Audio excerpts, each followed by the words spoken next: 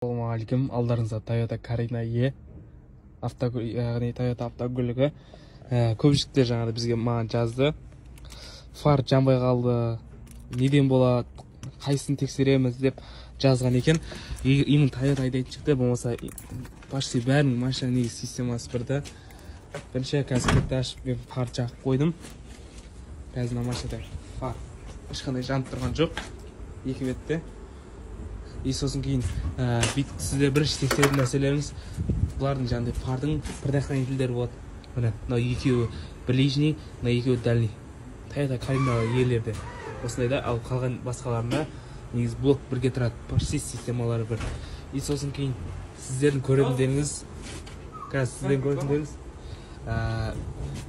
содан кейін релесі бар, фардың релесі. Head болады. Блоктың ішінде head деп жазылып тұрады. Бірінші соған қарайсыздар да, мына былайынан тұрғанда, қазір мына тур осы реле өстен, төрт контакт реле, основной осы реле істемей қалады. Бұған содан кейін бұл реленің жаңа аяқтары, яғни контакттеріне біреуіне плюс, яғни екеуіне плюс келу керек. Қазір көрсететін болам. Мына контролмен мына минусқа қыстырамыз да, екінші осы плюске қойып жаңындырып тексеріп көреміз. И сосын кейін бірінші аяғына біреуіне плюс келу керек болсын. Қазір мына біреуіне плюс келіп тұр, жанында, екіншісіне тоже екеуіне де плюс.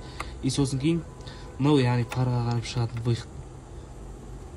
Ал мынау минус. Минус ол Toyotаларда основной гитарадан айналып келеді, включатель ретінде. Қазір мына басын плюске қоямыз. Міне қазір фар яғни жанып тұр, уже команда келіп тұр да. Қазір мен яқтан включательді өшірем. Мына қазір бірақ қойын. Ана свет өшті. Ал яқтан қазір қайттан жағам.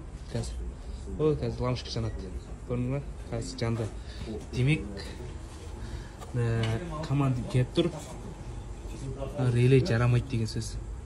Осы релені ауыстасын асылмай. Оны қалай білеміз десең, фарды head деп жазылып тұрады. Мына. Мында head, төрт үшті, шеттегі.